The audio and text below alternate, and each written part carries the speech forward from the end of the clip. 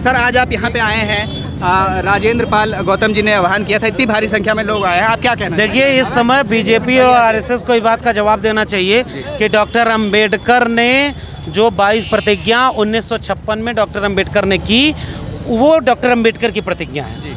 और लोग RSS, BJP और ये दक्षिणपंथी संगठन हिंदूवादी सब हिम्मत है तो एक बार बोल के दिखाएं कि हम डॉक्टर अंबेडकर को नहीं मानते।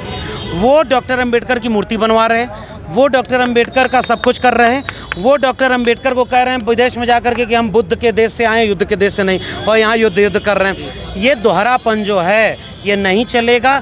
इसलिए हम तो इस मुद्दे को इस रूप में देखते हैं कि एक लकीर खिंची हुई है, एक विरासत बुद्ध से लेकर कबीर, रैदास, पलटू दादू, भीखा, बुल्ले शाह, बाबा फरीद और फूले, पेरियार, अंबेडकर, भगत सिंह होते हुए संविधान तक आई है। इस विरासत में नास्तिकता है, इस विरासत में अनिश्वरवाद है, ये भी लोग अपनी भावनाएं रखते हैं और केवल जो हिंदू देवी देवताओं को मानते हैं उन्हीं की भावना नहीं होती। इसलिए मोदी, अमित शाह और आरएसएस, बीजेपी ये बात बताए कि वो डॉक्टर अंबेडकर की 22 प्रतिज्ञाओं का विरोध करती है या समर्थन करती है। अगर विरोध करती तो उनकी प्रतिज्ञाओं को उनके समग्र प्रकाशन में क्यों छपवाती है? अगर विरोध करती है तो ये बात पब्लिक स्टेटमेंट दे कि डॉक्टर अंबेडकर की 22 प्रतिज्ञाएं गलत हैं। इसको कोई भी बोलेगा तो वो जेल में जाएगा। कोई कानून बना दो, कोई एक लकीर खींच दो कि बुद्ध की बात करने वाला जेल जाएगा, अंबेडकर की बात करने वाला जेल जाएगा। और अगर नहीं है, संविधान जलाने वाला बाहर रहेगा, मुसलमानों को दिन रात गाली देने वाला और उनको मारने काटने का अपील करने वाला बाहर रहेगा, हिंदू देवी देवताओं के त्योहारों पर मस्जिद के सामने तलवार लहराने वाला ठाठ से घूमेगा, लिंचिंग करने वाला बाहर रहेगा, बलात्कारियों के पक्ष में रैली करने वाले बाहर रहेंगे और अंबेडकर को मानने वाले जेल में जाएंगे, बुद्ध को मानने वाले कहीं ना कहीं ऐसा लग रहा है इस देश में 2 कानून की किताबें हैं। वही परवेश वर्मा जो है, जो बयान देते हैं उनके खिलाफ कुछ भी नहीं वही तो मैं बोल दिया। मैं कह रहा हूँ कि 2 कानून की किताब नहीं है, कानून एक ही है, कानून को मानने वाले गड़बड़ हैं। केजरीवाल की चुप्पी को क्या? केजरीवाल जी को ये बात कहनी चाहिए कि जो अंबेडकर के पीछे मूर्ति लगाए थे ना, वो बोल के एक सवाल पूछ रही है कि केजरीवाल हनुमान चालीसा, जय श्री राम दोनों कैसे चलेगा साथ में? और केजरीवाल जी को ये जवाब देना चाहिए कि भगत सिंह नास्तिक थे, भगत सिंह की तस्वीर लगाई है, भगत सिंह कह रहे हैं मैं ईश्वर को नहीं मानता।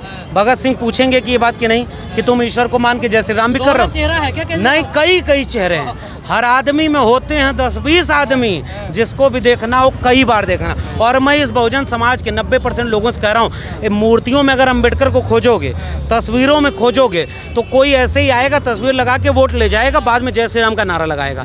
ये जय श्री राम और जय भीम दोनों एक साथ कैसे चलेगा? आपने भी दीक्षा लिया, आप भी मुक्त हो? मैं दीक्षा उक्षा नहीं भाई, ये गलत बात है। दीक्षा लेना बड़े साहस का काम है, उसमें लिखा है झूठ नहीं बोलना है। मैं अभी 5 झूठ बोल के आया हूँ, अभी साहस नहीं है। कांशीराम साहब ने दीक्षा ली क्या? कांशीराम साहब मेरी बात नहीं, उसमें दीक्षा का थोड़े ही है। मैं क्या बात कह रहा हूँ, मैंने उसी मंच पर भाषण दिया कि मैं साहस जुटा रहा हूँ। बाबा साहब बड़े साहसी व्यक्ति थे, मान्यवर कांशीराम तक दीक्षा नहीं ले पाए भाई। लेकिन लिए थे कि नहीं आप बताइए? नहीं लिए, बहन जी नहीं ले पाई अभी तक। दीक्षा को इतना हल्का मत बना दो कि जहाँ वो हाथ फैला के कहो कि हम दीक्षा ले रहे हैं और बाद में जाके 4 झूठ बोलो। उस 22 दीक्षा में लिखा हुआ है कि मैं झूठ नहीं बोलूँगा, मैं व्यभिचार नहीं करूँगा। अगर अपने अंदर इतना साहस नहीं है तो दीक्षा भी मत लो, इसको हल्का मत करो। राजेंद्र पाल जी ने एक उद्घोष कर दिया है गैर बराबरी, और राजेंद्र पाल जी ने विचारधारा की लड़ाई को आगे बढ़ा दिया है। राजेंद्र पाल जी ने कई लोगों के चेहरे बेनकाब कर दिए हैं, इसलिए बहुत सारा जवाब मांगना है। इस देश के लोगों को अब सड़क पर आना चाहिए कि अंबेडकर का मतलब स्कूल, कॉलेज, विश्वविद्यालय था। नुकसान होगा ये केजरीवाल जाने, बहुजन समाज के लोग जाने। अगर हमारे समाज के लोग इतने नादान बने रहेंगे कि मूर्ति को देख करके वोट देंगे तो फायदा उनका होगा। इकट्ठे हो गए, लेकिन मंत्री साहब तो अभी भी कह रहे हैं मैं तो, मेरा नेता केजरीवाल है। देखिए अब ये इसका जवाब मंत्री जी दें। आप मंत्री जी सवाल पूछो कि आप अपने नेता से भी तो दबाव डालो कि सत्येंद्र जैन का इस्तीफा क्यों नहीं लिया अभी तक? सत्येंद्र जैन जेल में हैं, आरोपी हैं, और आप कह रहे हो कि नहीं भाई मैंने अपने से इस्तीफा दिया। अपने से दिया है तो केजरीवाल कहते हैं कि मैं इस्तीफा नामंजूर करता हूँ। सर गुजरात चुनाव को आप इस मुद्दे पे कैसे देखते हैं? कहीं ना कहीं ये केवल साहब को डर है कि भाजपा को इसका फायदा मिल सकता है। केवल चुनाव जीतने के लिए बीजेपी और आरएसएस ये सब काम कर रही है। इस देश की जनता को तय करना है कि वो लोग कैसे अपने विचार की लड़ाई लड़ेंगे।